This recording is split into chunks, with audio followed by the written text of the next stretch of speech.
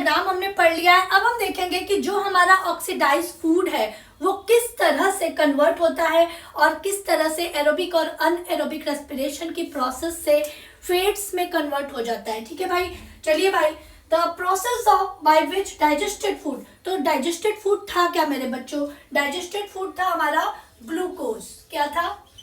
Glucose. भाई यही तो ग्लूकोज हमारे डाइजेस्टिव सिस्टम में जाके कन्वर्ट हो गया था। अब ये ग्लूकोज क्या होगा मेरे बच्चों? इस ग्लूकोज का फर्दर ब्रेक डाउन होगा। ठीक है, तो ग्लूकोज ब्रेक डाउन होता है और बनाता है पायरुवेट। ठीक है, क्या बनाएगा? पायरुवेट। पायरुवेट और you can say pyruvic acid. ये जो पायरुवेट होता है मेरे बच्चों, ये 3 कार्बन कंपाउंड का होता है। ठीक है, क्योंकि जो ग्लूकोज है वो हमारा 6 कार्बन कंपाउंड का है। भाई हम लिखते हैं ना C6H12O6, this is the glucose. तो कार्बन कितने अच्छे हैं। अब जब ये ग्लूकोज फर्दर ब्रेक डाउन होता है, पायरुवेट बनाता है, तो कार्बन की संख्या कम हो जाती है। तो ये जो प्रोसेस होती है ग्लूकोज टू पायरुवेट, ठीक है, this is the process of glycolysis. इसे क्या बोलते हैं? Glycolysis. Why glycolysis? Glucose plus lysis, glucose का टूटना, ग्लूकोज फर्दर ब्रेक डाउन हो रहा है ना, तो this process is known as the glycolysis. ठीक है, glycolysis is the process where glucose is further break down into the pyruvic acid. Okay, now अब ये प्रोसेस होती क्या है मेरे बच्चों? तो जैसा मैंने बोला कि हमारी बॉडी के हर सेल के अंदर में साइटोप्लाज्म होता है ना, तो साइटोप्लाज्म के अंदर में ही ये ग्लाइकोलिसिस की प्रोसेस होती है। ठीक है, तो ये तो हमने पढ़ लिया। नाउ जो पायरुवेट के 3 फैट्स हम बनाएंगे, अब ये ग्लूकोज हमारा पायरुविक एसिड में चला गया है। अब ये पायरुविक एसिड 3 पार्ट्स में एनर्जी को कन्वर्ट करेगा। कैसे? ये 3 पार्ट्स में कैसे कन्वर्ट करेगा मेरे बच्चों? तो आप देखिए, आपके एनसीईआरटी के बुक में ये डायग्राम बना हुआ है। अगर इसे ऑक्सीजन मिलती है, ग्लूकोज पायरुवेट में कन्वर्ट हुआ, अगर इसे ऑक्सीजन कहीं से भी मिलती है, ठीक है, चाहे वो ग्लूकोज से ऑक्सीजन, जो ग्लूकोज वाले जो भी हमारे एनर्जी गिविंग फूड है, चाहे वो कार्बोहाइड्रेट्स है, चाहे वो फैट्स है, कहीं से भी उसे ऑक्सीजन मिल रही है, तो वो ऑक्सीडाइज्ड हो जाएगा। वो जो फूड है वो ऑक्सीडाइज्ड हो जाएगा। और ऑक्सीजन की प्रेजेंस में, ठीक है, प्रेजेंस ऑफ ऑक्सीजन, ये क्या बनाएगा मेरे बच्चों? कार्बन डाइऑक्साइड बनाएगा। ठीक है, वाटर बनाएगा, H2O, और ATP के फॉर्म में एनर्जी बनाएगा। 38 ATP एनर्जी का प्रोडक्शन करेगा। देखिए, काम तो एनर्जी ही बनाना है। हमने ग्लूकोज से पायरुवेट बनाया और पायरुवेट ने जैसे ही उसको ऑक्सीजन की प्रेजेंस में उसने क्या किया? एनर्जी का फॉर्मेशन कर दिया, कार्बन डाइऑक्साइड बनाई, वाटर बनाया और ATP बना लिया, 38 ATP in the presence of oxygen. और ये जो प्रोसेस होती है माय डियर स्टूडेंट, ये प्रोसेस होती है किसके अंदर में? माइटोकॉन्ड्रिया के अंदर में। बिकॉज यू नो कि mitochondria is the powerhouse of the cell. Mitochondria के अंदर में ही जाके ये पूरी ATP का फॉर्मेशन होगा। तो ये कहाँ पे होगा मेरे बच्चों? माइटोकॉन्ड्रिया। अभी आपको सिर्फ इतना ही पढ़ना है मेरे बच्चों। अभी आपको बहुत ज़्यादा चीज़ें नहीं पढ़नी है, क्योंकि बड़ी क्लासेस में आपको पूरा सब कुछ डिटेल में पढ़ाया जाएगा। तो यहाँ पर सिर्फ आपको ये देखना है कि ये जो पायरुवेट होता है, अगर इसको ऑक्सीजन मिल जाती है तो माइटोकॉन्ड्रिया के अंदर में जाके ये ATP एनर्जी बना लेता है। ठीक है, अच्छा, अगर ऑक्सीजन नहीं होती है तो क्या होगा? ठीक है, तो ऑक्सीजन अगर नहीं होगी O2 की अब्सेंस में, ठीक है, absence, in absence of oxygen, अगर ऑक्सीजन नहीं होगी तो क्या होगा माय डियर स्टूडेंट? तो अगर ऑक्सीजन नहीं होगी तो फिर ये प्रोसेस ये ईस्ट करता है।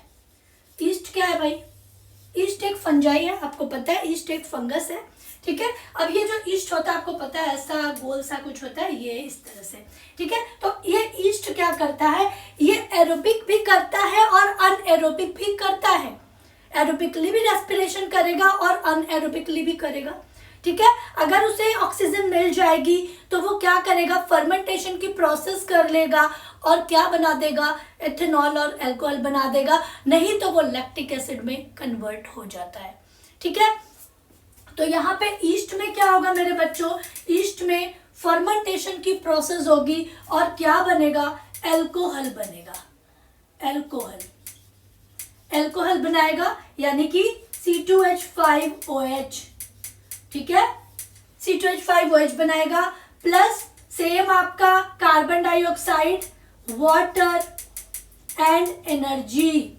एनर्जी तो सभी में बनेगी बेटा, क्योंकि एनर्जी ही बनानी है, ठीक है। नाउ अगर ऑक्सीजन प्रेजेंट नहीं हुई या ऑक्सीजन की कमी हुई तब क्या होगा, lack of oxygen, lack of oxygen. अगर ऑक्सीजन कम होती है या ऑक्सीजन प्रेजेंट नहीं होती है तब क्या होता है, तब हमारी मसल्स सेल में फंक्शन होता है। मसल्स, अब कहेंगे भैया मसल्स कहां से आ गया, मसल सेल में। कैसे होगा मसल्स की सेल में मेरे बच्चों, आपने देखा होगा जब भी हम बहुत ज्यादा कोई वर्कआउट करते हैं, कोई बहुत ज्यादा काम करते हैं, आप स्कूल से आ रहे हैं, बहुत सारा बैग आपका बहुत हैवी है, या आप सीढ़ियां चढ़ के आ रहे हैं, तो हम बहुत ज्यादा ऐसे हाँफने लग जाते हैं। क्यों हाँफने लग जाते हैं, क्योंकि हमने जो भी खाना खाया था मेरे बच्चों, वो सारा खाना तो, वो सारी एनर्जी तो कंज्यूम हो गई सीढ़ियां चढ़ने में और उस बैग को ढोने में, ठीक है। अब हमको जो एनर्जी चाहिए, जो ऑक्सीजन चाहिए, वो पूरी तरह से कन्वर्ट नहीं हो पा रही है। हम जल्दी जल्दी रेस्पिरेशन करते हैं और हमारी सांस फूलने लग जाती है। वहां पे हमारी जो मसल सेल्स होती हैं, वहां पर लैक्टिक एसिड का फॉर्मेशन करती है, ठीक है। सो याद रखिएगा मेरे बच्चों की, जो मसल सेल्स के अंदर में जो हमारी एनर्जी का प्रोडक्शन होगा वो क्या होगा भाई, हमारी मसल सेल्स के अंदर में लैक्टिक एसिड बनेंगे। क्या बनेंगे, लैक्टिक एसिड, ठीक है, प्लस CO2 तो बनेगा ही बनेगा एंड एनर्जी का फॉर्मेशन होगा, ठीक है। तो this is the 3 fates of pyruvate, ठीक है, this is the fates of pyruvate.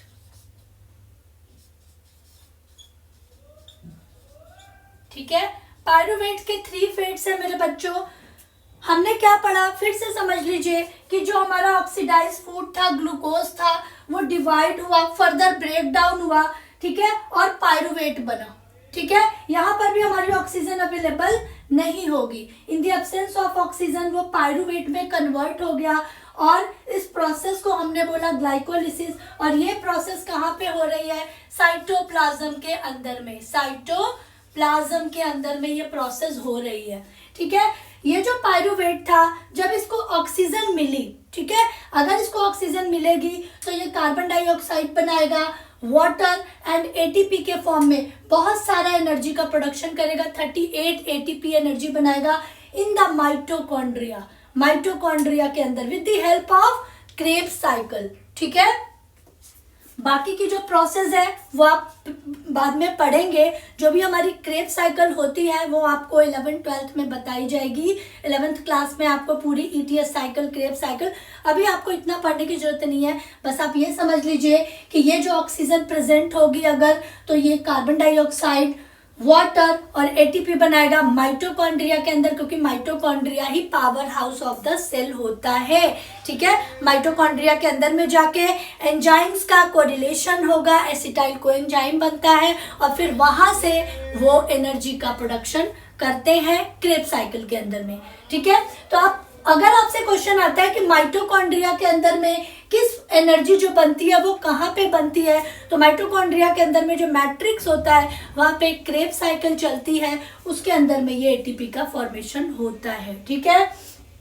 Now अगर ऑक्सीजन एब्सेंट है तो फिर पायरुवेट का क्या होगा, पायरुवेट क्या करेगा, ईस्ट के अंदर में फर्मेंटेशन की प्रोसेस हो जाएगी। क्या करेगा, फर्मेंटेशन की प्रोसेस, मैं यहाँ पे लिख रही हूँ फर्मेंटेशन, ठीक है। तो यहाँ पे ये फर्मेंटेशन की प्रोसेस हो जाएगी, अल्कोहल का प्रोडक्शन करेगा और क्या बनाएगा, आपका एनर्जी का प्रोडक्शन भी करेगा, ठीक है। अल्कोहल प्लस एनर्जी, यहाँ पे एनर्जी का प्रोडक्शन करेगा, जो कि आपका इकोनॉमिकली ये बहुत इंपॉर्टेंट है। ईस्ट के बारे में अगर आपसे पूछते हैं तो आपको पता है कि ईस्ट की इकोनॉमिक वैल्यू बहुत इंपॉर्टेंट होती है, क्योंकि इथेनॉल बनता है, अल्कोहल बनता है, जितने भी बेकरी प्रोडक्ट्स होते हैं, ठीक है, वो सारा कुछ एक हाई लेवल पे जो प्रोडक्शन होता है वो ईस्ट के फर्मेंटेशन की वजह से ही होता है। तो economically it is the most important, ठीक है। नाउ अगर ऑक्सीजन की लैक होगी, ऑक्सीजन की कमी होगी या ऑक्सीजन एब्सेंट होगा तो हमारी मसल सेल्स के अंदर में लैक्टिक एसिड का फॉर्मेशन होता है, कार्बन डाइऑक्साइड और एनर्जी बनेगी। ओके, तो इस पायरूवेट के ये 3 फेट्स हैं जहाँ पे एनर्जी का प्रोडक्शन होता है। So my dear student, I hope कि आपको ये पूरा जो प्रोसेस है वो प्रॉपरली क्लियर हुआ होगा कि किस तरह से हमारा रेस्पिरेटरी सिस्टम काम करता है, किस तरह से ग्लूकोज ब्रेक डाउन होता है और किस तरह से पायरुविक एसिड जो है वो 3 फेट्स में कन्वर्ट होता है।